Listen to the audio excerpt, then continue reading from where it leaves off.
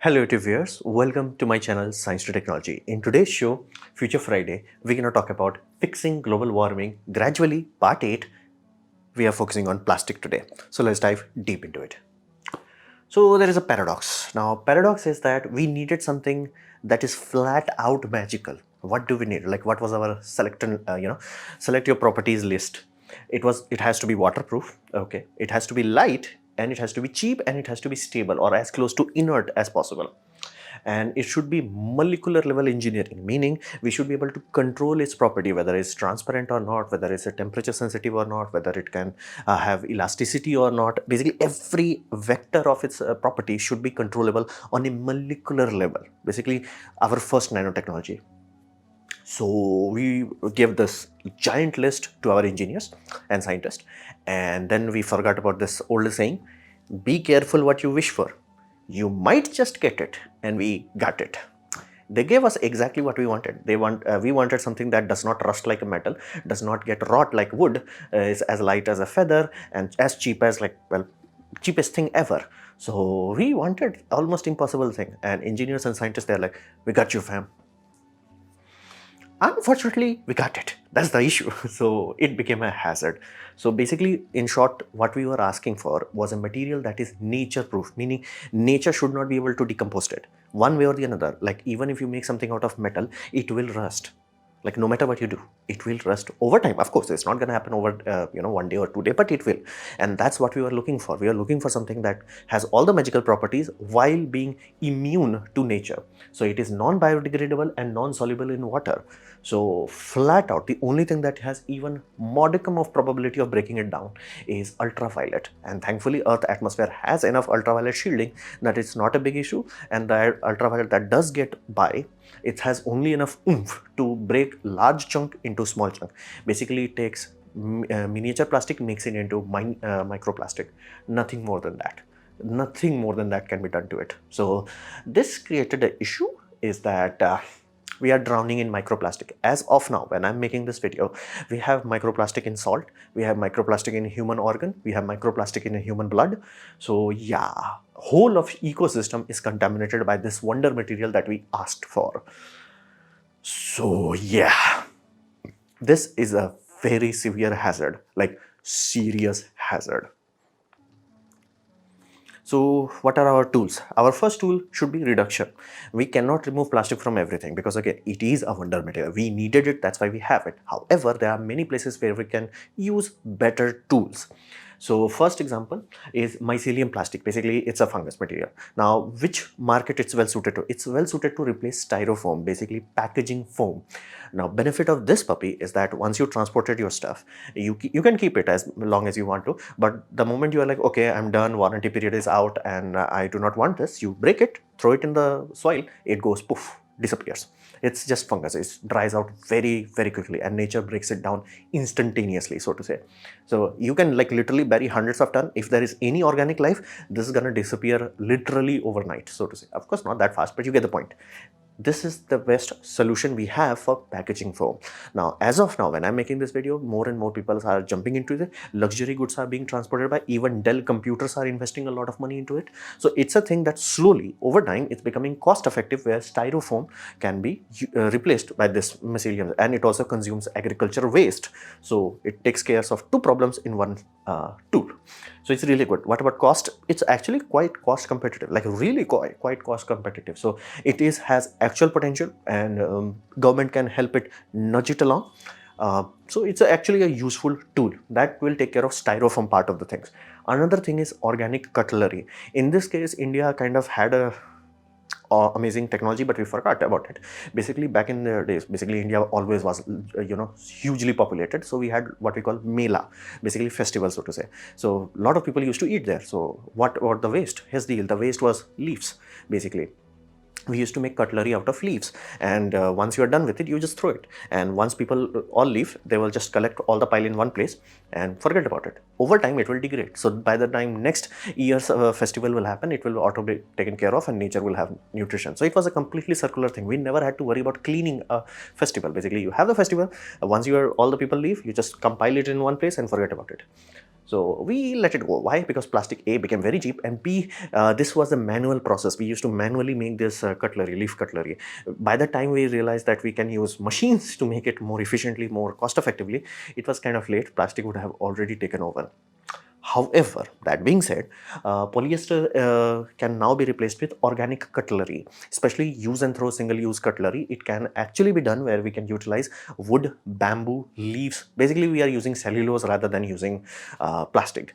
Can it be done? Yes. Can it be done cost effectively? Yes, it's already being done by many places, and these are the tools. These two tools can allow our basically plastic consumption to go down drastically. It will not eliminate it, let that be very clear, but it will bring it down so much that it's like, okay, we are getting some break on this plastic problem. That's the one thing. Now, another thing is that we have to change our psychology, especially product managers, is that we have way too much wasteful packaging. If you are designing your product and it's either going to be sold to consumer directly or it's going to be sold to through Amazon or basically any shipping site, there is no need for it to have plastic, because if any shipping company gets it, they will put it inside a plastic. So we basically sometimes, even if you're buying a small thing, you could have one plastic, that is the plastic box from Amazon and all that. Then there will be another plastic of the box. Then there will be another plastic inside the box. Then the product itself would be on the plastic itself. So fundamentally, we have way too much waste, and that has much larger implication than we truly understand, so to say. So this is an unnecessary step. We really have to change our mindset, basically, where we are truly looking into it, observing it. Do we need this plastic here? Yes, awesome. We don't need it, let's not put it there. So wasteful packaging reduction will directly have impact how much plastic we are consuming. So this is step one, reduction. Now, I have specified long ago, like, you cannot eliminate plastic. We wanted wonder material, we cut it. So what do we do of the rest that we are still making and consuming? Well, we eliminate it. We make it poof. So how do we do that? Well, many people will say recycling. However, I am really ashamed of humanities education, that most people don't know that recycling can only be done with things that are expensive, meaning aluminum expensive equals recycling, steel expensive recycling, glass expensive equals recycling. The moment you try to recycle something cheap, it does not make sense. You have to legally enforce it. Like, government can be like, hey, all plastic product that has been made by this company or this company has to have, let's say, 20% recycled plastic. You have to make laws like that. It does not make economical sense. On top of that, anything that is based on structure rather than bulk isomer material generally does not like to be recycled. For example, can you recycle aluminum? As many times as you want it. Like, as many times as you want it. There is no fundamental limit to it. As long as you can remove the oxidation layer and recycle that part, sorted. Don't even worry about it. Glass, same thing. Steel, same thing. Iron, same thing. However, the moment you touch plastic, every time you melt it and reform it, it fundamentally degrades on a molecular level. And you can see it. Like, if you give it a plastic sample to any scientist and engineer working in the plastic, they will tell you how many times this has been, because it fundamentally degrades. It's the same reason we cannot recycle paper very efficiently. Where you can have paper, everything's fine, but it's the fiber. The fiber was made by the plants. Once you start to go from that step, every time you're doing anything to it, fibers are getting smaller and smaller. Your binder concentration is going upper and upper. So recycled paper used to be, like, back in the early days, very thick. That was the reason we had to put too much binder there. We are still doing the same thing, but we cannot truly recycle paper. So ideal is, let's not use if you don't need to. That's one thing. Another is carbon fiber materials. Basically, fibrous materials generally are non-recyclable, because even if you can somehow magically dissolve the epoxy, you have the carbon fiber strand, what will you do? Because be mindful, if it was made like a woven system, any quality carbon fiber is made like that, you have to unwound it. Good luck with that. It's going to cost so much, nobody's going to do it. So fundamentally, anything that has structures is very hard to recycle. We can recycle bulk material easily, but the structural material is not. However, somebody realized long in the early days is that it's just long hydrocarbon chain. That's exactly how we make it. We take crude oil, we distill it down. One of the byproducts is basically the building block of plastic. That building block goes into basically plastic industry, and then they make what exactly you need. You need styrofoam, they will change the chemistry to give you that. You need PVC, they're gonna change the chemistry to give you that. So that's how we get basically long hydrocarbon chains. Now, it's a hydrocarbon chain. So what does that mean? That you have hydrogen and carbon. That's the majority. Of course, you will have a little bit of nitrogen, a little bit of this, a little bit of that. What is the bulk content? Like, what is 99% of it? Hydrocarbon. So what if we break it down? You have long hydrocarbon chain, which is solid. You break it down, you get liquid. So what does that mean? That simply means you have fuel. So pyrolysis allows you to break it down. Now, what is the requirement of that? First, you put it in a vessel. Second, you heat that puppy. Third, you make sure there is no oxygen there. Either you pull a vacuum into it or put some inert gas in there. That's up to you how you want to do this. But it has to be oxygen free and you have to dump heat. What kind of heat? We are looking at around 380 degrees Celsius to 650 degrees Celsius. And the chains break down and you get fuel output of it and you get liquid fuel. Now, this fuel, if you are running any crude machine, you can just dump the fuel, it will work. You can dump it into diesel machine, it will just work. If you want to dump it into petrol system, you have to mix it with other petrols, but it still can work. Like there is no point where it's like, especially marine fuel, they'll just digest it like there is no tomorrow. So it is a known technology that does work. Now, benefit of this technology is it's low tech. It does not require 10,000 layer of engineering or PhD. I have given example of 2 videos that are from India, and people with surprisingly mild means have built this and they have actually got it working. It's low tech, it's cheap, and it's useful. The product that is coming out of it is costing around 40 rupees per liter of the fuel that it's creating. Now, here's the deal. Market price of fuel is bare minimum 70. So it's significantly cheaper, and some of these plants are so efficient that if they are consuming 600 kilograms of plastic, they're giving you almost 400 kilograms of liquid fuel. So to say, it's quite efficient. So it's cheap, useful. The product is useful. And what about scale? Can you scale it up? Yes, it's just a freaking pressure cooker, high temperature pressure cooker. It's one of those things that humanity is like, we got this. We got this. You just have to pick up a phone and talk to industrial manufacturer. They can manufacture it. So it's a doable thing. Now, what is the limiting factor of it? First, people don't know it. I'm genuinely shocked how many people are like, you can make plastic into fuel. I'm like, did you not study crude oil in school? We studied this. Like, this is a taught thing. Like, we know this. This is in school books. So I think it's one of those things that you study it, we don't actually understand what you are studying. For example, if you take plastic, 50 to 90% would be pyrolysis oil, 10 to 15% would be pyrolysis gas. Now, what do we do with that gas? We feed it back into the pressure cooker to heat it up. Basically, the gas is taken out, added with a burner, it burns it, the temperature provides that. So it becomes self-fulfilling. You do not even need external burner. If designed properly, external burner would be just a starter system. So once the gas flow starts happening, you may just add a little bit of basically LPG in this sort of cases where just to add it up, or sometimes they may be using electrical system. So that can be done. And 5 to 10% powdered residue. Now that residue is tar. It is also useful. So it is doable in today's world, today's technology. And now people will say, it will release CO2. That's absolutely wrong. However, you have to make sure these sort of people are disappeared from existence. Because again, this is the reason why we are not able to solve basically global warming. Everybody wants magical solution, where it's like, we had a big problem, now the problem is gone. That will never happen. All you will have, big problem, make it into a smaller problem, then hope for next generation to make it even smaller problem. Even like that's how it works. Evolution did not create us in one day. Thousands of steps had to be taken care of. Same way, microplastic, really bad. CO2, bad. So how about we go from really bad to bad? How about having an ecosystem where you have sea life intact? Why? Because microplastic is the worst there. So if we can save those sea life, that's okay. What about the CO2? Again, we have other tools that can take care of CO2, and be mindful, nature does know how to handle CO2. It does not know how to handle basically microplastic. So fundamentally, this is not a perfect tool, but it's a much better tool than microplastic. Microplastic is level here, CO2 here. So I'll prefer CO2. It's the same with methane. We have to break methane into CH4, basically CH4 into CO2. It's the primary reason for that is same. Methane is such worst. Same thing. Microplastic is worse. So you have to approach it that way. You have to be reasonable. You have to be like, okay, what can we do that works inside the cost constraint? This technology. Now, waste collection have to be optimized. So if you have mixed everything and then you sent it to basically landfills, yeah, they're doing this would be very difficult. You have to actually turbocharge your biodigestion and then collect everything that is non-biodegradable, which most likely either would be metal or this puppy. So yeah, we really have to take care of the plastic collection side of things. Once we do that, then it's a sorted thing. So this is the easiest way to eliminate microplastic. We cannot remove plastic 100%, but we can eliminate it where it's no longer becoming microplastic. So that's one very, very powerful tool. Another aspect is that I urge wisdom of all of you. Basically, be wise about things. We need plastic, that's why it exists. It's not something that is like some evil corporation is like, I'm going to destroy the world by plastic. That's not how it happens. It's like we wanted it, we begged for it.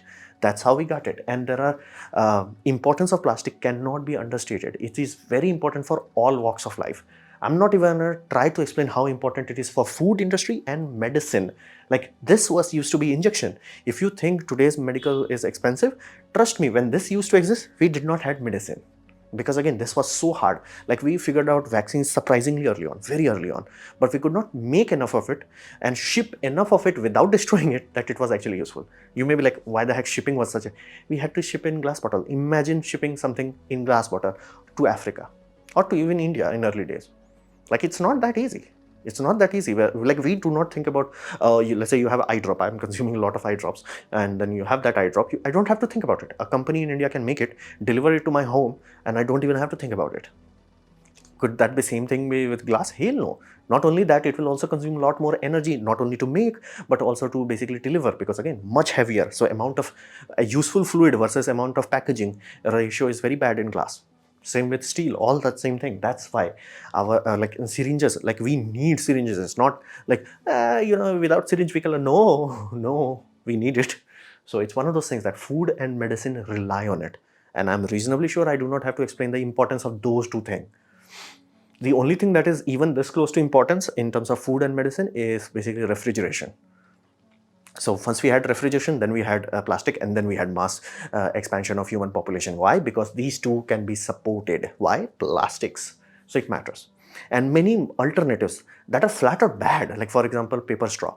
It's consuming plant life. It has much higher CO2 footprint, and it does not decay as efficiently as people think. Like you cannot just throw a basically paper straw and just expect it to disappear. Try doing that.